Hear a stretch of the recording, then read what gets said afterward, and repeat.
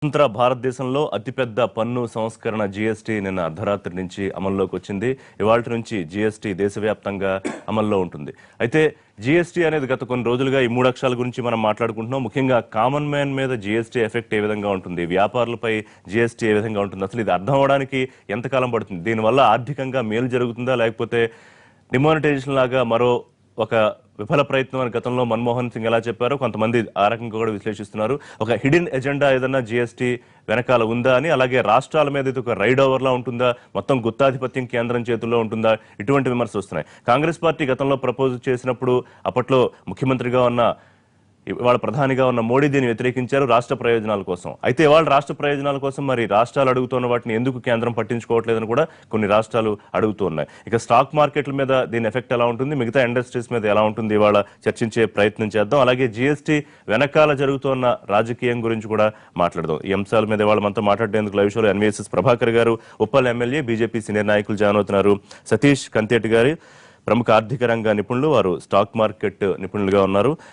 గిడుగు రుద్రరాజు గారు మాజీ MLC, Congress party senior నాయకులు. పాపారావు గారు ఆర్థిక రంగ విశ్లేషకులు. రెడ్ పాపారావు గారు, మీతోనే ప్రారంభిద్దాం. ప్రధాని చెప్పినట్టుగా ఇది జీఎస్టీ ఒక కొత్త శకం ప్రారంభమైందా? అంటే ఇప్పటివరకు లేని పన్ను గొప్ప సంస్కరణగా చూడాల్సిన అవసరం ఉందా? దాదాపు 14-15 చిన్న చిన్న పన్నులన్నీ పక్కకి వెళ్ళిపోయి ఒకటే కనిపిస్తుంది జీఎస్టీ. సో మనం ప్రతిదీ కామన్ మ్యాన్ ఆస్పెక్ట్ లో ఆలోచిస్తాం కాబట్టి ఎంతవరకు కామన్ మ్యాన్ దీనివల్ల ఉపయోగపడతాడు, మేలు పొందుతాడు? మొదట ఒకే పన్ను ఒకే దేశం అనేది ఒకటే పన్ను ఉంది అనుకుంటున్నాం, కానీ ఒకటే పన్ను లేదు ఇక్కడ. మీరు జీఎస్టీ అమలు జరిగిన ఏ దేశంలోనే చూడండి, ఇక్కడ మన ఆసియా ఖండంలోని నిజంగానే ఒకటే పన్ను ఉంది. 10% ఉంటే 10% ఉంది, 15 ఉంటే 15 ఉంది, లేకపోతే 7 ఉంటే 7 ఉంది, 6 ఉంటే 6 ఉంది. కానీ ఇక్కడ మనకి 4 స్లాబులు ఉన్నాయి, అంటే 4 రేట్లు ఉన్నాయి. ఒకటి కాదు, ఇది 4 ఉన్నాయి అక్కడ. 4 కాకపోతే ఇంకా 5 కూడా అనుకోవచ్చు, కాకపోతే 6 అనుకోవచ్చు. 0 ప్లస్ 3 బంగారం మీద కూడా కలుపుకుంటే 6 అవుతుంది. ఇది పరిస్థితి. కాబట్టి ఏంటంటే ఇక్కడ వన్ ట్యాక్స్ అనేది లేదు. ప్యూర్ జిఎస్టీ నిన్న వివేక్ డెబ్రాయ్ గారు అనుకుంటా అన్నారు, ప్యూర్ జిఎస్టీ అయితే ఇప్పుడు జీడిపి పెరుగుద్ది అని చెప్తున్నారు కదా, ప్యూర్ జిఎస్టీ అయితే 1.5% పెరుగుద్ది. కానీ ఇది ప్యూర్ కాదు కాబట్టి అని వాళ్ళే అంగీకరిస్తున్నారు. అది ఎంత పెరుగుద్దో చెప్పలేము అంటున్నారు. కాబట్టి ఇది ప్యూర్ జిఎస్టీ కాదు, తెచ్చారు. కానీ విప్లవం అనే పేరు రాత్రి అంటుంది ఏంటంటే ఇది ఒక పెద్ద విప్లవం అంటున్నారు.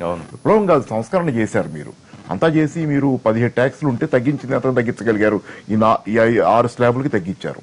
అదే కాకుండా రెండోది ఏంటంటే మీరు ఎగ్జంప్షన్స్ కూడా ఇచ్చారు. పెట్రోలియం, లిక్కర్ ఎగ్జంప్షన్స్ వచ్చినాయి కదా, ఏవియేషన్, టర్బైల్ ఫ్యూయల్ ఇవన్నీ. అంటే అయ్యి దరిదాపుగా 40% రాష్ట్ర ఆదాయంలో అయ్యే 40% ఉన్నాయి దరిదాపుగా. మరి అంటే 60% మేరకే మీకు జీఎస్టీ ఫుల్ ఫామ్ లో చెప్పుకోవాలంటే. కాబట్టి ఇదేదో పెద్ద విప్లవం అనేది అతిశయమే, అది నిజం కాదు, అది అతిశయమే. రెండోది ఏంటంటే ప్రజల విషయానికి వచ్చేటట్లయితే దీనివల్ల ఎట్లా ఉంటుందంటే ఈరోజు స్టాండర్డ్ రేట్ ఈ 4 రేట్లు, 5 రేట్లు, 6 రేట్లలో కూడా స్టాండర్డ్ రేట్ అనేది 18% మెయిన్ గా ప్రధానంగా. దానికి 43% 18% ట్యాక్స్ కింద ఉన్నాయి.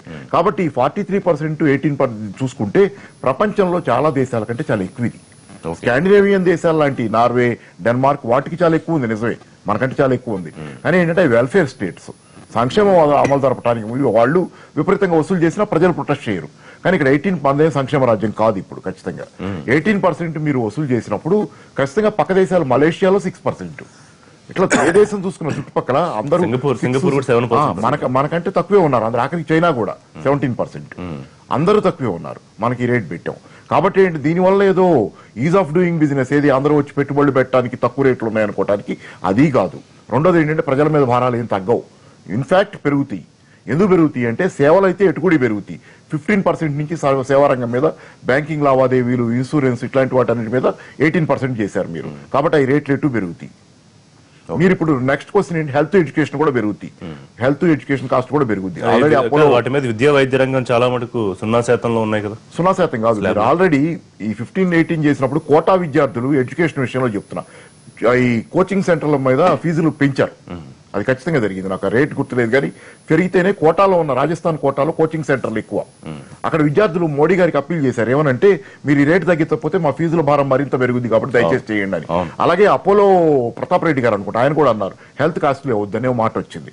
కాబట్టి ఏంటంటే హెల్త్ ఎడ్యుకేషన్ ఖచ్చితంగా కాస్ట్లీ అవుతాయి, సర్వీసెస్ అన్ని కాస్ట్లీ అవుతాయి ఆ మాటకు వస్తే. కాకపోతే ఇక్కడ రెండోది ఏంటంటే ఇక మ్యానుఫ్యాక్చరింగ్ లోనే వీళ్ళు ధరలు తగ్గుతాయి అని చెప్పగలిగింది ఎక్కడంటే కేంద్రంలో ప్రభుత్వం. ధరలు తగ్గేది ఎక్కడంటే మ్యానుఫ్యాక్చరింగ్ లో, ఉత్పత్తి అయిన సరుకుల విషయంలో తగ్గుతాయి. అది ఎప్పుడు తగ్గుతాయి? మరి యాంటీ ప్రాఫిటీరింగ్ క్లాజ్ అనేది కూడా వీళ్ళే పెట్టారు.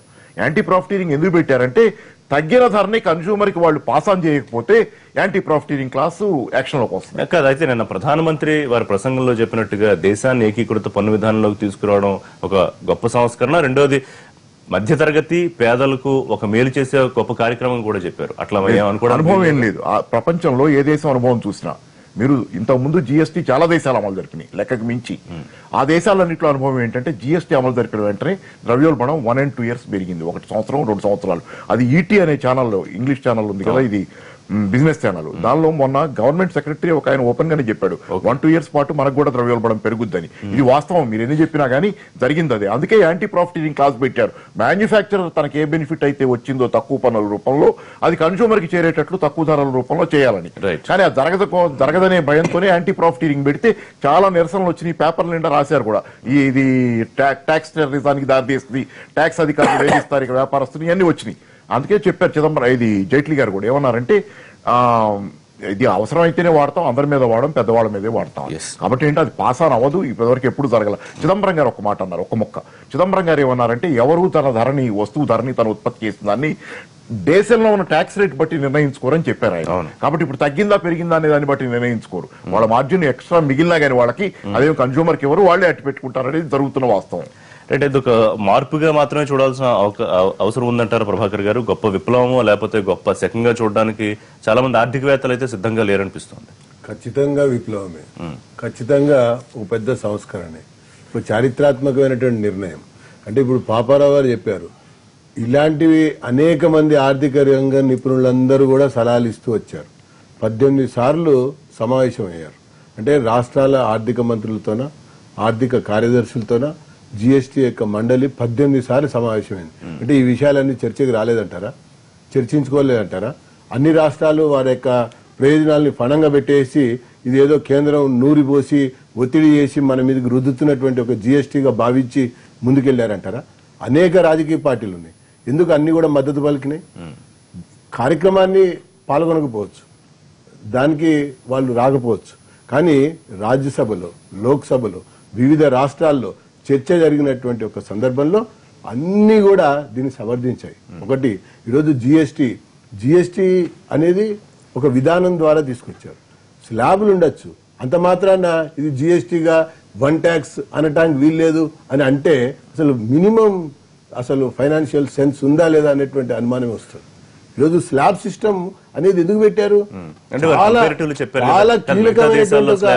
చాలా కీలకమైనటువంటి నిర్ణయం ఇది. క్రమంగా ఒకే స్లాబ్ కి వస్తుంది, క్రమంగా వస్తుంది. ఎంతకు వస్తుంది అనేది రాబోయేటువంటి రోజుల్లో చూస్తారు. పైగా ఏం చెప్పారు, ప్రతి నెల కూడా ఒకసారి కలుస్తారని చెప్పారు. ఆగస్టు నుంచి ప్రతి నెల కూడా ఒకసారి కలుస్తారని చెప్పారు. తర్వాత పోతే ఈ పన్నుల యొక్క తగ్గింపు అనేది మనం గమనిస్తే యాజ్ ఆన్ నౌ ఇప్పటికిప్పుడుగా పత్రికల్లో వచ్చినటువంటి ఒక వార్తల ప్రకారంగా ఒక 130 వస్తువుల యొక్క ధరలు తగ్గినాయి, తగ్గుతాయి అని చాలా స్పష్టంగా చెప్పిన తర్వాత ఇంకేంటండి, అసలు ఇదేం కాదు పెరుగుతాయి అంటే అసలు ఎడ్యుకేషన్ లో చాలా గణనీయమైనటువంటి మార్పు వస్తుంది. నేను చెప్తా, ఆ ఎడ్యుకేషన్ లో గణనీయమైనటువంటి మార్పు వస్తుంది, హెల్త్ లో ఇంకా మార్పు వస్తుంది, ఎంఎస్ఎంఈలకి పెద్ద ఊరట. నేను చెర్లపల్లి ఇండస్ట్రియల్ ఎస్టేట్ లో రాత్రి 1000 మంది పారిశ్రామికవేత్తలు ఎంఎస్ఎంఈలతో పెద్ద మీటింగ్ లో పాల్గొన్నాను. నేను గుచ్చి అడిగాను ఏంటి పరిస్థితి అని. అందరు హర్షం వ్యక్తం చేశారు. ఇక్కడ ఒకటే మనం గమనించాలి, ఉత్పత్తిదారుడు, కొనుగోలుదారుడు, వ్యాపారి అందరూ కూడా దీంట్లో సాటిస్ఫైడ్ గా ఉన్నారు. అయితే ఇక్కడ కొన్ని విషయాలు ఉన్నాయి. బ్రాండెడ్ వాటికి ఉన్నది కొనసాగించారు, అది ఎక్కడ జరుగుతున్నాయి, కొన్ని ఉత్పత్తులకు సంబంధించిన విషయంలో జరుగుతున్నటువంటి విషయం. అయితే అది కొనుగోలుదారుడి మీద భారం మోపుతుంది అని వీళ్ళు మాట్లాడుతున్నారు. కొనుగోలుదారుడి మీద భారం మోపుతుందని మాట్లాడుతున్నారు. లగ్జరీ ఉందనుకోండి, ఇప్పుడు రెడీమేడ్ షర్టు కొన్నారనుకోండి, కాస్ట్లీగా ఉంటుంది, ఉన్న పన్నే కొనసాగుతుంది, ఒక 1% ఎంతో పెరిగింది. అదే బట్ట కొని కుట్టించుకుంటే ఎంత తగ్గుతుంది అనేది కూడా చూపించాడు. అంటే కుల వృత్తులు కూడా ప్రోత్సహించడానికి అవకాశం వచ్చింది, చేతి వృత్తులు కూడా ప్రోత్సహించడానికి అవకాశం వచ్చింది, ఎంఎస్ఎంఈలను కూడా ప్రోత్సహించడానికి అవకాశం వచ్చింది. తర్వాత ఎంత సరళతరం చేశారండి, 5 లక్షల వరకు, 20 లక్షల వరకు టర్న్ ఓవర్ ఉన్నటువంటి వాళ్ళకి, 75 లక్షల తర్వాత ఉన్నటువంటి వాళ్ళకి ఎంత సరళతరం చేశారు చూడండి, ఒక్కసారి గమనించండి. తర్వాత అన్నిటికంటే ముఖ్యమైనటువంటి విషయం, ఇప్పటికే ప్రపంచ దేశాల్లో అనేక చోట్ల ఉన్నాయి ఇది ఒక 15 సంవత్సరాల యొక్క కృషి. వాజ్పేయి గారి నాటి కాలంలో దీనికి ఆర్థికవేత్తలు రంగరాజన్ గారు లాంటి వాళ్ళు, ఇంకా అనేక మంది ప్రముఖులు, అంటే మొత్తం వరల్డ్ లోనే చాలా సూపర్ ఎకానమిస్టులు ఎవరైతే ఉన్నారో వాళ్ళందరూ కూడా కూర్చుని ఆలోచన చేసి అప్పటి నుంచి మొదలుపెట్టారు. తర్వాత ఈ డేట్ కి మొదలు కావాలని చెప్పి అనుకున్నారు. తర్వాత డిమానిటైజేషన్, విఫల ప్రయోగం అని చెప్పని లేదు ఒక మాటగా మాట్లాడుతున్నారు. ఈ రోజు అన్ని ఇంటర్నల్ గా ఉన్నటువంటి భాగాలు ఇవన్నీ. ఆ తర్వాత దాని కంటిన్యూయేషన్ గా ఇది వస్తుంది. తర్వాత రేపు నెక్స్ట్ టైం వస్తుంది. ఈ రోజు వరకు బడ్జెట్ ఇయర్ మనకు మార్చ్ ఫైనాన్షియల్ క్లోజింగ్ మారుతుంది, అది కూడా మారుతుంది. అది కూడా మారి ఇది విప్లవాత్మకమైంది, సంచలనాత్మకమైంది, చారిత్రాత్మకమైంది. సామాన్యుడికి సగటున ఉన్నటువంటి ఒక గ్రామీణ ప్రజలతో పాటు పట్టణంలో ఉన్నటువంటి సాధారణ వ్యక్తులకు కూడా ఉపకరించేటువంటి ఒక గొప్ప పన్నులకు సంబంధించిన, అందుకనే ఆయన అన్నాడు గుడ్ సింపుల్ ట్యాక్స్ అని చెప్పి ఒక మాటలో కొట్టిపారు. సతీష్ గారు, మీరు ఎట్లా చెప్పగలుగుతారు? అంటే country is not ready for GST today అనేది కొంతమంది అంటున్నారు. అంటే ఇంప్లిమెంటేషన్ లో ఒక తొందరపాటు చర్యగా కేంద్రం ముందుకు వెళుతోంది. అసలు పూర్తిగా ఇటు వ్యాపారులకు కానీ వినియోగదారులకు కానీ ఒక క్లారిటీ లేకుండా ఇంత హడావుడిగా ఎందుకు ముందుకు వస్తున్నారు అనేది కూడా ఒక వాదన ఉంది. ఏకీపిస్తారా? ఓవరాల్ గా జిఎస్టీ మీద మీ ఇంప్రెషన్ చెప్పండి. అంటే జిఎస్టీ లాంగ్ టర్మ్ లో బెనిఫిషియల్ గా ఉంటుంది. ఎందుకంటే ట్యాక్స్ ఎగ్గొట్టి అమ్మే వ్యాపారుల మీద ట్యాక్స్ బర్డెన్ వస్తుంది, ఇన్పుట్ క్రెడిట్ రాదు. కాబట్టి ట్యాక్స్ నెట్లోకి మనకి ట్యాక్స్ టు జీడిపి ప్రపంచంలోనే వన్ ఆఫ్ ద లోయెస్ట్ అనమాట. ఓకే. సో ఎక్కువ సంక్షేమ పథకాలు చేపట్టాలన్నా కూడా మనకి ట్యాక్స్ టు జీడిపి వృద్ధి చెందాలి. సో దానికి జిఎస్టీ లాంగ్ టర్మ్ లో పడుతుంది డెఫినెట్ గా. కాకపోతే షార్ట్ టర్మ్ లో ఏంటంటే మనకి in terms of perfect GST కాదు ఇప్పుడు ఉన్న scenario. Okay. In terms of the way it ఈ స్ట్రక్చర్డ్ అండ్ అందరికీ ఇన్ టర్మ్స్ ఆఫ్ ఎస్పెషల్లీ వ్యాపారులు ఎవరైతే ఉన్నారో వాళ్ళందరూ ప్రిపేర్ అయ్యి ఫుల్ గా జిఎస్టీలోకి వెళ్తున్నట్టు అనిపించలేదు. ఎందుకంటే మనకి డెడ్ లైన్ పెట్టుకుని ఆ డెడ్ లైన్ లోపు చేయటానికి చేసినా కూడా కొన్ని డిలే అయ్యి చివరికి రేట్స్ రూల్స్ ఫైనలైజ్ అవటమే చాలా లేట్గా అయింది.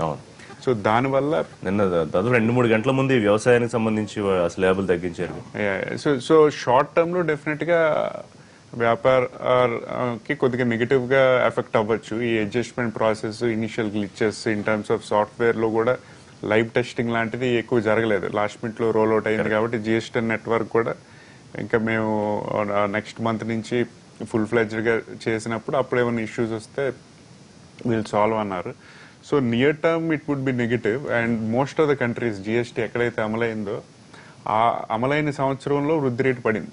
ఓకే. సో మన దగ్గర కూడా ఆ రిస్క్ ఉంది in terms of, but long term లో డెఫినెట్ గా it's in the right direction. అంటే ఇనిషియల్ గ్లిచెస్ తో స్టార్ట్ అయినా కూడా ఇన్ టర్మ్స్ ఆఫ్ ఎక్కువ ఇప్పుడు దేశ ఆర్థిక వృద్ధి రేటు ఖచ్చితంగా మీరన్నట్టు ఒక 2 ఏళ్ళలో 3 ఏళ్ళలో పెరిగే అవకాశం ఉంటుందా? మిగతా దేశాలతో కంపేర్ చేస్తే అక్కడి ప్రయోగం సక్సెస్ అయిందా? దాదాపు 140-150 దేశాల్లో ఉందని చెప్తున్నారు. అంటే అన్ని కంట్రీస్ లో లేదు కానీ మేజర్ కంట్రీస్ లో, అంటే పెద్ద కంట్రీస్ ఎకానమీ వైజ్ చూస్తే కెనడా ఉంది, అది కాకుండా ఇంకా మిగతా చిన్న కంట్రీస్ లో ఉన్నాయి. సో మన దేశంలో ఏంటంటే యాజ్ అ కంట్రీ కూడా ఎక్కువ కంట్రీస్ లో ఎక్సెప్ట్ కెనడా ఐ థింక్ మిగతా అంతా 1 లాంగ్వేజ్ కంట్రీస్ ఇలాగనమాట. సో మన దగ్గర ఎక్కువ ఇన్ టర్మ్స్ ఆఫ్ హోమోజెనిటీ తక్కువ కాబట్టి సూటబుల్ కాదా మనకి, భారతదేశానికి సూటబుల్ కాదా? డెఫినెట్ గా సూటబుల్. ఎందుకంటే ఇప్పుడు మన దేశంలో ఉన్న మ్యానుఫ్యాక్చరింగ్ ప్లాంట్స్ కానీ సర్వీస్ సెక్టర్ కానీ ఈవెన్చువల్ గా చూస్తే కనుక సర్వీస్ సెక్టర్ లో 1 నేషన్ 1 మార్కెట్ లాగా ముందు నుంచి ఉంది. మ్యానుఫ్యాక్చరింగ్ గూడ్స్ లో ఈ జిఎస్టీ అమలు తర్వాత 1 నేషన్ 1 మార్కెట్ లాగా అవుతుంది. సో దాని వల్ల ఒక రాష్ట్రంలో ఉత్పత్తి చేసి ఒక రాష్ట్రానికి అమ్మటం ఈజీగా ఉండేది. అన్ఆర్గనైజ్డ్ అంతా ఆర్గనైజ్డ్ సెక్టర్ లోకి వచ్చే అవకాశం. దాంతో పాటు మన దేశంలో ఎవరైతే మ్యానుఫ్యాక్చర్ చేస్తున్నారో ముందు మన దేశం నుంచి ఎక్స్పోర్ట్ చేసుకోవడం ఈజీగా ఉండేది. కానీ మన దేశంలో ఒక రాష్ట్రం నుంచి ఒక రాష్ట్రంలో అమ్మాలంటే ఆ రాష్ట్రం ఎంట్రీ అప్పుడు ఆక్ట్రైడ్ ట్యాక్స్, ఎంట్రీ ట్యాక్స్ ఇట్లాగా ఇబ్బందులు కొద్దిగా ఎక్కువ ఉండేవి. సో ఇప్పుడున్న జిఎస్టీలో కొద్దిగా ఇబ్బందులు తగ్గుతాయి. పూర్తిగా తగ్గాలంటే ఇప్పుడున్న జిఎస్టీని కూడా కొద్దిగా సవరించి ఇంకా సరళీకృతం చేస్తే కనుక సిద్ధంగా ఉంది. సెంట్రల్ గవర్నమెంట్ అయితే సిద్ధంగా ఉంది కదా, సిద్ధంగా ఉంది. కాకపోతే జిఎస్టీ కౌన్సిల్ లో స్టేట్స్ కూడా ఉన్నారు కాబట్టి ఇవన్నీ డిస్కషన్ తో ముందుకు వెళ్ళి సరళీకృతం చేయాలి కాబట్టి in terms of సింప్లికేషన్ procedures tax burden ముందు మీద కొద్దిగా తగ్గుతుంది కానీ ఇన్ టర్మ్స్ ఆఫ్ స్లాబ్స్ కానీ వాట్ ఎవర్ ఒక రేట్ వచ్చి ఒక ట్యాక్స్ వచ్చి డిఫరెంట్ స్లాబ్స్ ఉన్నా but it's not at perfect system. కొద్దిగా బెనిఫిట్స్ ఉంటాయి but the benefits will come from FY19 అంటే ఈ ఫైనాన్షియల్ ఇయర్ కాకుండా నెక్స్ట్ ఫైనాన్షియల్ నుంచి మాట్లాడదాం. ఇంకా మిగతా అంశాల గురించి కూడా డీటెయిల్ గా మాట్లాడడం. రుద్రరాజు గారు, ఇప్పుడు కాంగ్రెస్ పార్టీ మద్దతుతోనే వాళ్ళు GST రియాలిటీలోకి వచ్చింది. మరి ఒక చారిత్రక ఘట్టానికి మీరు ఎందుకు విట్నెస్ గా ఉండలేకపోయారు నిన్న అర్ధరాత్రి? అంటే ఇక్కడ చిన్న స్మాల్ అమెండ్మెంట్, కాంగ్రెస్ పార్టీ మద్దతుతో కాదు, it has been initiated by the Congress party. ఇప్పుడు అమలు గురించి ఇప్పుడు కాదు, బేసికల్ గా విజయ్ కేల్కర్ అనే అడ్వైజర్ ది ఫైనాన్స్ మినిస్టర్ అక్కడి నుంచి ఇనిషియేట్ చేసిన తర్వాత చిదంబరం గారు 2006 బడ్జెట్ లో చెప్పారు, ప్రణబ్ ముఖర్జీ గారు ఫైనాన్స్ మినిస్టర్ ఉన్నప్పుడు వారి బడ్జెట్ లో చెప్పారు. ఇవన్నీ చెప్పిన తర్వాత కూడా నిన్న ప్రధానమంత్రి గారిది అప్పుడు ముఖ్యమంత్రిగా ఉన్నప్పుడు చెప్పారు, ఫైనాన్స్ మినిస్టర్ గారి పేరు కూడా మెన్షన్ చేశారు. 2011లో ఉన్నాము, ఇప్పుడు ఉన్నటువంటి పరిస్థితిలో ఈ GST సరిపోదు, ఇంకా నెట్వర్క్ ఇంప్రూవ్ కావాలి, మనకి ఇంకా ఐటీ డెవలప్ కావాలి, ఇదంతా అయితేనే అవుతుంది, ఇప్పుడున్న పరిస్థితిలో కాదని చెప్పి దాంట్లో మెన్షన్ ఫైనాన్స్ మినిస్టర్స్ నే ప్రణబ్ ముఖర్జీ రాష్ట్రపతి గారు కూడా చాలా వివరంగా చెప్పారు ఎన్ని ప్రయత్నాలు చేశారు ప్రణబ్ ముఖర్జీ గారు. సో ఓవరాల్ గా ఈ ప్రొసీజర్ ఈ ప్రాసెస్ ని కూడా ఎవరు ఏం కాంటలేదు. GST అనేటువంటి దాన్ని ఇనిషియేట్ చేసింది ఛాంపియన్స్ మేమే. వాళ్ళు ఎవరు లేబులింగ్ చేసుకున్నా కూడా కాంగ్రెస్ పార్టీ. అక్కడ జరిగే కాదు, అక్కడ ఉన్నటువంటి పరిస్థితుల్లో ఆ సందర్భంలో అర్ధరాత్రి పూట పార్లమెంట్ లో పెట్టేటువంటి ఈవెంట్, ఇప్పటి వరకు జరిగినటువంటి ఈవెంట్స్ మీరు 3 ఈవెంట్సే దాంట్లో జరిగితే 4వ ఈవెంట్ ని తీసుకుని వచ్చి పెట్టారు. అంత పెద్ద ఇట్స్ ఓన్లీ ఎ రిఫార్మ్. ఈ దేశంలో వాళ్ళేం స్వాతంత్రం సంపాదించి పెట్టలేదు ఈ దేశానికి, ఇంత పెద్ద ఇష్యూ ఏం కాదు అది. సో దాన్ని ఇంకో విధంగా కూడా ఆర్గనైజ్ చేస్తారు. రకాలుగా చూడొచ్చు. Only reform to save the కంట్రీయా? Only reform to save the country అనుకుంటే 70 సంవత్సరాల నుంచి దేశంలో ప్రజాస్వామ్యం లేదండి, సిస్టమ్స్ లేవండి. మీరు అవన్నీ మాట్లాడితే ఇంకా చాలా మాట్లాడవు.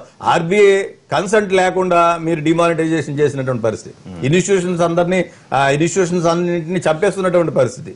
దీంట్లో ఇప్పుడున్నటువంటి పరిస్థితిలో చేశారు, దానికి ఏం కాదంటలేదు. దాంట్లో జనరల్ గా రకరకాల ఇప్పుడు CPI ఉంది, CPM ఉంది, అన్ని పార్టీల వాళ్ళు ఉన్నారు. మీకు ఇన్స్టెంట్ చెప్తా, అసలు దీంట్లో ప్రాజెక్ట్ మనం యాక్టివిటీస్ టేకప్ చేసినప్పుడు వెస్ట్ బెంగాల్ ఫైనాన్స్ మినిస్టర్ ని దీనికి చైర్మన్ గా పెట్టి చేశారు. అప్పుడు మేము ఉన్నటువంటి పరిస్థితుల్లో కూడా అందరినీ ఇన్వాల్వ్ చేయాలనే ఉద్దేశంతో చేసాం. మన స్టేట్ ఫైనాన్స్ మినిస్టర్ కూడా మీటింగ్స్ వెళ్తూ ఉండేవారు అప్పట్లో, రామనారాయణ రెడ్డి గారు వీళ్ళంతా దీనికి సంబంధించినటువంటి దీని మీద చాలా డెలిబరేషన్ జరిగాయి, డిస్కషన్ జరిగాయి. దీంట్లో ఇప్పుడు ఉన్నటువంటి పరిస్థితులు ఇందాక మనం అనుకున్నాం, నిన్న రాత్రి డిబేట్స్ డిస్కషన్ జరుగుతున్నప్పుడు మీరు 5% అగ్రికల్చర్ దాని మీద తగ్గించారు, ట్రాక్టర్స్ కి 28 నుంచి 18% తగ్గించారు. ఈ దేశంలో 70% మంది ప్రజలు రైతాంగం ఉంటే వాళ్ళ గురించి ఇనీషియల్ స్టేజ్ లో ఆలోచించకుండా, GST తయారు చేసేటప్పుడు ఆలోచించకుండా లాస్ట్ లో మినిట్ లో అదరాబాదరగా చేయడం అనేది చాలా దురదృష్టకరమైనటువంటి సంఘటన. ఇటువంటి పరిస్థితులు ఇంకా చాలా ఉన్నాయి. జనం ఈ దేశంలో అందరూ ప్రిపేర్డ్నెస్ కావాలి. ఫస్ట్ మనకి ఇందాక సబ్జెక్ట్ ఎక్స్పర్ట్ మాట్లాడినా, మనం మాట్లాడినా, పొలిటీషియన్ మాట్లాడినా వారే చెప్పారు అప్పుడు ముఖ్యమంత్రిగా ఉన్నప్పుడు, ఇంకా సాఫ్ట్వేర్ కావాలి. దానికి మనం ఇంకా మన ఈ దేశానికి ఇప్పుడు కూడా ఏంటండి, what is the bandwidth that we have, what is the net facility that we have, what is the % of people those who are using net. ఇవన్నీ ఇష్యూస్, ఇవన్నీ ఫారాలు పెట్టడం, ఫారాలు కొట్టడం, ఇది చేయడం, ఇవన్నీ చాలా ఇబ్బందికర పరిస్థితులు ఉంటాయి. సో దీని తప్పదుగా మార్పు అనేది చేయాలి. డెఫినెట్ గా మారుతున్నటువంటి ఇష్యూస్ లో, ప్రపంచం జరుగుతున్నటువంటి ఇష్యూస్ లో మనం అందరం కూడా మారవలసిన పరిస్థితి ఉంది. అట్ ది సేమ్ టైం వీటిలన్నింటినీ మనం అడిగేది ఏంటి, స్లాబులు తగ్గించుకోండి, ప్రజలకు ఉపయోగించేటువంటి మధ్యతరగతి. సార్ ఇప్పుడు ఇంత ఫ్లాగ్షిప్ ప్రోగ్రామ్ తీసుకుని గవర్నమెంట్ ఆఫ్ ఇండియా ఇల్లు కడతామని చెప్తున్నారండి. సిమెంట్ మీద ఎంత పెట్టారు సార్? 28% పెట్టారు. ఐరన్ మీద ఎంత పెట్టారు సార్? 18% పెట్టారు. షవర్ పెట్టుకుంటాడు ఒక మిడిల్ క్లాస్ అతను, షవర్ 28% పెట్టారు. ఇంట్లో మీరు షవర్ పెట్టుకుంటారు అనుకోండి, ఒక చిన్న షవర్ బాత్రూమ్ ఫిట్టింగ్స్ వస్తాయి, 28% పెట్టారు. ప్లస్ ఇందాక మనం అనుకునే విధంగా నోట్ బుక్స్ ఇప్పుడు మీరు ఎడ్యుకేషన్ గురించి చెప్తున్నారుగా, 18% స్లాబ్ లో పెట్టారు. So there are certain issues, వీటిలన్నింటినీ అడ్రస్ చేయాలి. నోబడీ ఈజ్ ఎగ్నెస్ట్ దీన్ని. మన అక్కడ జరిగినటువంటి ప్రదేశానికి జరిగినటువంటి ఈవెంట్ ని కాంగ్రెస్ పార్టీ వెళ్ళకూడదు అనుకుంది, కానీ అంత పెద్ద ఇది కాదని. కానీ దీన్ని మనం ఇంత గొప్ప సంస్కరణ కూడా కాంగ్రెస్ పార్టీ రాజకీయం చేయాలనుకోవడమే కొంత. ఎందుకంటే రాజకీయం చేయడం అంటే అసలు చేసింది మేము లేకపోతే రాజ్యసభలో వాడు బిల్లే పాస్ చేసుకోలేరు, బిల్లే పాస్ చేయలేకపోయారు కదా పెట్టినంత కాలం కూడా. కాంగ్రెస్ పార్టీ డెఫినెట్లీ మేము క్రెడిట్ పూర్తి స్థాయిలో కాంగ్రెస్ పార్టీకి ఇచ్చుంటే దానికి అట్లాంటిది లేదు. ఇక్కడ పొలిటికల్ ఇష్యూస్ లేదు. వారు చెప్పారు అన్ని పొలిటికల్ పార్టీస్, నిన్న సుధాకర్ రెడ్డి గారు మాట్లాడారు, వారు కూడా చెప్పారు అక్కడ జరిగినటువంటి కాంగ్రెస్ పార్టీ కాదు కదా, 14-15 రాజకీయ పార్టీలు ఇది చేసినప్పుడు మీరు ఆలోచించాలి కదా. అందరూ మిమ్మల్ని సపోర్ట్ చేశారు కదా, ఈ ఈవెంట్ లో ఎందుకు వ్యతిరేకిస్తున్నారని అడగాలి కదా. పార్లమెంట్ ఎనక్సీలో పెట్టుకోండి, లేకపోతే ఇంకో చోట పెట్టుకోండి. లాంచింగ్ ఎక్కడ అంటే ఇప్పుడు గవర్నమెంట్ ఏ బిల్లు తీసుకొచ్చినా సెంట్రల్ హాల్లో పెట్టి చేస్తారా? గవర్నమెంట్ అనేకమైనటువంటి బిల్స్, రిఫార్మ్స్ అనేటువంటిది క్వైట్ కామన్ అండి. దేశం అభివృద్ధి చెందుతున్నప్పుడు రకరకాల రిఫార్మ్స్ చేస్తాం. ఇప్పుడు ఎన్ఆర్జీఎస్ తీసుకొచ్చాం, మేము రైట్ ఎడ్యుకేషన్ తీసుకొచ్చాం, రైట్ ఇన్ఫర్మేషన్ తీసుకొచ్చాం. వీటిలన్నిటికీ మేము మేళాలు పెట్టి అక్కడ పెట్టి 37 జీడీపీలో పన్నుల ద్వారా వచ్చే ఆదాయం. అరే రైట్ టు ఇన్ఫర్మేషన్ అనేటువంటి చాలా గొప్ప యాక్ట్ అండి. దాదాపు అందరినీ ఒక పన్ను రైట్ టు ఇన్ఫర్మేషన్ వీటిలన్నిటికన్నా చాలా రైట్ టు ఇన్ఫర్మేషన్ యాక్ట్ అనేది వీటిలన్నిటికన్నా అడ్వాన్స్డ్ కంట్రీస్ లో లేదు. అటువంటి కాంగ్రెస్ 10 రూపాయలు కడితే మీకు నోట్ ఫైల్ వస్తుంది, 10 రూపాయలు కడితే note file. It is the responsibility of the welfare state. ఈ దేశంలో ఈ ప్రభుత్వంలో భాగస్వామ్యంగా ఉన్నటువంటి ప్రజలకి ఈ దేశంలో ఏం జరుగుతుందో తెలియాలి కాబట్టి ఈ యాక్ట్స్ అన్ని కాంగ్రెస్ పార్టీ యూపీఏ తీసుకొచ్చింది. దాన్ని ఇది చేశారు. దీనికి ఇంత ఆర్భాటం చేయవలసిన పని లేదు. మధ్యతరగతి ప్రజలు కానీ పేద ప్రజలు కానీ, ఇందాక వారు నిన్న రాత్రి నేను వాళ్ళందరితో మాట్లాడాను ఇది అన్నారు. 2-3 కాన్సెప్ట్లు చెప్పారు. వినియోగదారు పరిస్థితి కూడా చూడాలి కదా. ప్రొడక్షన్ చేస్తారు. ఇందులో ఎవరికి అల్టిమేట్ గా ఏం బెంగలేదు సార్. ఇక్కడ కూర్చున్న వాళ్ళకి ఎవరికి ఇబ్బంది లేదు. అల్టిమేట్ గా కన్జ్యూమర్ అనేటువంటి వాళ్ళని మనం చూడాలి. మీరు ప్యాకెట్ చేస్తే ఒక పిండి కొనుక్కుంటామండి మనం. పిండి లూజ్ పిండి కొనుక్కుంటే లేదు, ప్యాకింగ్ చేస్తే ఆటోమేటిక్ గా ట్యాక్స్ కిందకు వస్తుంది. రైస్ కూడా అంతే. ఈ వస్తువులన్నిటికీ అందుకే చింతపండుగా అంతే. ఇవన్నీ పడతాయి కదా సార్. ఇవన్నీ ఇప్పుడు ప్యాక్ లేకుండా ఎక్కడ లేదు సార్. ప్యాకింగ్ లేకుండా కంటే రేపు కలుషిత ఆహారం అయి జనం చనిపోతే ఎవరు రెస్పాన్సిబుల్ అండి? So there are practical difficulties. వీటిలన్నింటినీ అడ్రస్ చేయవలసిన పరిస్థితి ఉంటుంది. పాపారావు గారు, అంటే ఇప్పుడు ఎసెన్షియల్ ప్రైమరీ ఎసెన్షియల్స్ అనుకోండి, మనకి ఆహారం కానివ్వండి, తర్వాత దుస్తులు, అలాగే గృహాలకు సంబంధించి దీంట్లో రియాలిటీ రంగాన్ని ప్రస్తుతానికి జీఎస్టీలో ఎందుకు ఇంక్లూడ్ చేయలేదు? రెండోది, పెట్రోలియం ఉత్పత్తులకు సంబంధించి జీఎస్టీలో ఇంక్లూడ్ చేయకపోవడం, రాష్ట్రాలకి స్వతంత్రత పన్నులకు సంబంధించి ఉంచాలన్నా, కానీ అలాంటివి చేసినప్పటికీ కదా వినియోగదారుడికి మేలు జరిగేది. కరెక్టే మీరు చెప్పింది. అయితే ఏంటంటే ఇక్కడ రాజీ, అది రాష్ట్రాలు బహుశా చాలా రాష్ట్రాలు ఒప్పుకున్నది. దీనికి కారణం ఏంటంటే కొంత రాజీ జరిగేది కాబట్టి అండర్స్టాండింగ్ వాళ్ళిద్దరికి. మీరు ఎక్కడ కొట్టండి మేము ఎక్కడ కొడతామని చెప్పి ఎక్సైజ్ పెట్రోల్ వదిలేసి అసలు పెద్ద ఆదాయం వచ్చేవి పెట్రోల్, లిక్కర్, ఎక్సైజ్ దాని మీద వచ్చే ట్యాక్స్లు, వ్యాట్లు కానీ ఇవన్నీ కానీ. కాబట్టి దాన్ని రాష్ట్రాలు వదులుకోలేదు కాబట్టి పూర్తి ప్రొటెస్ట్ లేదు ఈ విషయంలో. కొంత ఏదో మనకి 30 ఐటమ్స్ మీద ఇక్కడ మనకి అనుకూలమైన రేట్లు లేవని తెలంగాణలో ఇవి ఉన్నాయి. 30 పైన 35 అనుకుంటా అట్లాంటివి ఉన్నాయి. సానుకూల స్పందన కూడా లేదని ఆర్థిక మంత్రి కొంత ఆవేదన వ్యక్తం చేశారు. మేము సానుకూల స్పందన అంటే మనం పోయి సంతకాలు పెట్టేటప్పుడు సానుకూలంగానే చాలా గొప్పగానే పెట్టాము. ఇప్పుడు మళ్ళీ కొంచెం సన్నగా, ఎందుకంటే రేపు పొద్దు నుంచి తేడా వస్తే మళ్ళీ జనాలు మనల్ని కూడా అడుగుతారు కదా. అడగకుండా ఉండాలంటే ఏం చేయాలంటే మనం ఇప్పుడు కొంచెం ప్రొటెస్ట్ చేయాలనేది బహుశా అంతకు తప్పితే పెద్ద. కాకపోతే ఇప్పుడు కొత్తగా అర్థమై ఉండాలి. ఇదంతా చూసిన తర్వాత ఆర్థికమైనటువంటి విషయం కాబట్టి గవాలను అప్పుడు మైండ్కి ఎక్కకపోతే ఇప్పుడు అర్థం అవుతారనే ఉండాలి. జరగబోయింది ఏంటనేది, జరిగేది ఏంటనేది. కాబట్టి ఒకటే ఏమంటున్నారు, లాంగ్ టర్మ్ లో అంతా బాగుంటుందని చెబుతున్నారు. తాత్కాలికంగా జరిగిన లాంగ్ టర్మ్ డిమానిటైజేషన్ కూడా అలాగే చెప్పారు. లాంగ్ టర్మ్ లో బ్రహ్మాండంగా ఉంటుందని చెప్పారు. అంతా సెటిల్ అవుతున్నారు. లాంగ్ టర్మ్ లో ఇంకా బ్రహ్మాండం అన్నారు. ఆల్రెడీ మీడియం టర్మ్ లో ఉన్నాం, దాటిపోతున్నాం. మీడియం టర్మ్ కూడా సుమారుగా 8 నెలలు దాటి 8 నెలలు 7 అయింది. మరి ఇప్పుడు చూసుకుంటే డిమానిటైజేషన్ ఎఫెక్ట్ ఇప్పటికీ రైతులు విలవిల్లాడిపోతున్నారు. వాళ్ళు పోయి బ్యాంకులో చెక్ వేస్తే చెక్ డబ్బులు 2000, 3000 ఇస్తున్నారు. కొత్తగా పంటలు డబ్బులు లేక రకరకాలుగా అందరూ సఫర్ అవుతున్నారు రైతులు. మరి ఇప్పుడు పంట వేసే సీజన్ మొన్నటి దాకా ఇది పరిస్థితి. కాబట్టి ఏంటంటే ఇది లాంగ్ రన్ లో సెటిల్ అవుద్ది. రెండోది, సబ్సిడీల కోసం ఈ ఆదాయం వస్తే ఉపయోగపడుద్ది ప్రభుత్వానికి. సబ్సిడీల కోసం నిజంగా మీరు ఎంత వాడుతున్నారు? ఇప్పుడు వస్తుంది కదా ఆదాయం, దానిలో ఉన్న సబ్సిడీల మీద మీరు కోత పెడుతున్నారు. పబ్లిక్ సెక్టర్ యూనిట్ అంటే డిజిన్వెస్ట్ చేస్తే ఆ డబ్బులు సబ్సిడీలకు పనికి వస్తాయని నిన్నాళ్ళు చెప్పారు. ఇప్పుడు ఇది కూడా అదే చెబుతుంది. అంటే ప్రజల పేరు మీద ప్రజలకు అన్యాయం జరుగుతుంది. ప్రజలు నష్టపోయే విధానాలను కూడా మీరు ప్రజల పేరు మీద అమలు జరుపుతున్నారు. ఇది జరుగుతుంది. ఇప్పుడు నిన్న వెంకయ్య నాయుడు గారు అంటారు, ప్రభుత్వం సంక్షేమ కార్యక్రమాలు చేయాలంటే కేంద్రం కానివ్వండి, రాష్ట్ర ప్రభుత్వాలు పన్నుల రూపంలో ఎక్కువ ఆదాయం రావాల్సిన అవసరం ఉంది కదా. అంటే ప్రజల కోసం చేసే ఒక గొప్ప సంస్కరణగానే నిన్న కేంద్ర మంత్రి చెప్పుకొచ్చారు. మీరు చూడండి సంస్కరణలు జరిగే దానిలో దేనికి ఎంత తగ్గిస్తున్నారో, సబ్సిడీలు కోత ఎంత పెడుతున్నారో మనం చూస్తే సబ్సిడీలు అయితే పెరగటంలా, కోతలు అయితే పెడుతున్నారు చాలా సందర్భాల్లో. ఇది జరుగుతున్న క్రమం. దీనికి సబ్సిడీల కోసం అని చెప్పడం, ప్రజల పేరు చెప్పి ఆ నోరు వాయిలేని ప్రజల పేరు చెప్పి చేయటం లేదు. పైగా ఏమంటున్నారంటే ఎంఎస్సీలు, ఎంఎస్ఎంఈలు చాలా ప్రాస్పర్ అవుతాయి అంటున్నారు. ఇది చూడండి, ఇక్కడ GST will hit small businesses, push Chinese imports, says RSS economic wing, స్వదేశీ జాగరణ మంచి స్వదేశీ ఆర్ఎస్ఎస్ ఎకనామిక్, ఇది పీటీఐ న్యూస్, ఇది బిజినెస్ పీటీఐ. ఆర్ఎస్ఎస్ వింగ్, దాని ఎకనామిక్ వింగ్ స్వదేశీ జాగరణ మంచి చెప్తుంది ఏంటంటే స్మాల్ బిజినెసెస్ కి దెబ్బ అని చెప్తా. తర్వాత ఇంకో మాట కూడా చెప్పారు, చైనా ఇంపోర్ట్స్ పెరుగుతాయి దేశంలో. కానీ మనమేమో చైనా ఇంపోర్ట్స్ వద్దని చెబుతున్నాం, దానివల్ల నష్టపోతున్నాం అని చెబుతున్నాం. దానికి అనుకూలమైన నిర్ణయంగానే పరోక్షంగా తీసుకోవాలి దీన్ని. రెండోది ఏంటంటే దీనిలో ఈ అమలు జరిగే క్రమం దగ్గరికి వస్తున్న కొద్దీ అని చెప్పారు. దీనిలో హార్ట్ బీట్ పెరుగుతుంది వ్యాపారస్తులకి, చిన్నవాళ్ళకి అందరికీ హార్ట్ బీట్ పెరుగుతుంది, వ్యాపారస్తులకి, ఎంఎస్ఎంఈ అందరికీ. ఇది ఇక్కడ హార్ట్ బీట్ అంటే గుండె దడ పట్టుకుంది అని ఇదంతా చెప్తా మీరు మీ పక్కన ఉన్న వాళ్లే మీ వాళ్లే చెబుతున్నారు స్పష్టంగా దీంతో ఇబ్బందులు ఉన్నాయి అని చెప్పి. చాలా సందర్భాల్లో స్వదేశీ జాగరణ మంచి ప్రభుత్వం చేస్తున్నటువంటి నిర్ణయాలకు విరుద్ధంగానే చాలాసార్లు మాట్లాడింది. సార్ ఇప్పుడు ఈ ఆదాయం చూసుకుంటే జీడీపీకి వృద్ధి రేటు ఎంత అయ్యే అవకాశం ఉంది నిర్ణయం వల్ల? అంటే ఇవాళ ఉన్న పన్నుల వల్ల దాదాపుగా సంవత్సరానికి ఎంత ఆదాయం వస్తుంది? ఈ కొత్త పన్ను విధానం వల్ల ఎంత పెరిగే అవకాశం ఉంటుంది? ఆదాయం పెరుగుద్ది. 5-6 రెట్లు అనేది ఒక గతం ఏదో బాగా లిబరల్ గా వేసుకుంటే చాలా పెరుగుద్ది, చాలా గొప్ప అంచనా ఉంది దాని గురించి. అయితే ఏంటంటే ఎందుకు పెరుగుద్ది ఖచ్చితంగా. ప్రభుత్వ ఆదాయం గురించి నాకేం సందేహం లేదు, ప్రభుత్వ ఆదాయం పెరుగుద్ది. అది ఎందుకు వాడతారు, ఆదాయం ఎందుకు అనే ప్రశ్నలు తేడా తప్పితే ఆలోచన ఖచ్చితంగా పెరుగుద్ది. ఎందుకు పెరుగుద్ది అంటే ఇక్కడ చిన్న ఉదాహరణ, ఇన్పుట్ సబ్సిడీ అనేది ఉంది. ఇప్పుడు ట్యాక్స్ కడతాడు, రా మెటీరియల్ కొనేటప్పుడు మ్యానుఫ్యాక్చరర్ అంటే ఉత్పత్తిదారుడు ట్యాక్స్ కడతాడు. తర్వాత తను అమ్ముకునేటప్పుడు ఏం చేస్తాడంటే ఆ రా మెటీరియల్ కి తను కట్టిన దాన్ని మినహాయించుకుని, ఎందుకంటే తనకు సంబంధించింది ట్యాక్స్ కాదు, అది సప్లై చేసిన వాడికి సంబంధించింది, రా మెటీరియల్ సప్లై చేసిన వాళ్ళ ట్యాక్స్ అది. ఆ పార్ట్ వదిలేసి తను కట్టాల్సింది, తను చేసిన ఉత్పత్తి మీద తను కట్టాల్సింది తీసుకుంటాడు. అంటే ఇన్పుట్ సబ్సిడీ వీళ్ళకి వస్తుంది. తర్వాత హోల్సేలర్కి అమ్ముతాడు దాన్ని. హోల్సేలర్కి అమ్మినప్పుడు ఏమవుతుందంటే ఒక మొక్క, హోల్సేలర్కి అమ్మినప్పుడు ఏమవుతుందంటే మ్యానుఫ్యాక్చరర్ తాలూకు ట్యాక్స్ ని కట్ చేసుకుని ఇతను అమ్ముతాడు. హోల్సేలర్ దగ్గర ఇతను మోసం చేయాలని చూస్తే ఉత్పత్తిదారుడు 100 ఐటమ్స్ అమ్మి 50 అమ్మినట్టు లెక్క చూపించాలని చూస్తే హోల్సేలర్ ఒప్పుకోడు. ఎందుకంటే హోల్సేలర్ ఇన్పుట్ సబ్సిడీ క్లెయిమ్ చేయాలంటే తన వాటా తను కట్టిన దానిలో మ్యానుఫ్యాక్చరర్ దాన్ని మినహాయించుకోవాలంటే తనకి 100 లెక్క చూపించాల్సిందే హోల్సేలర్.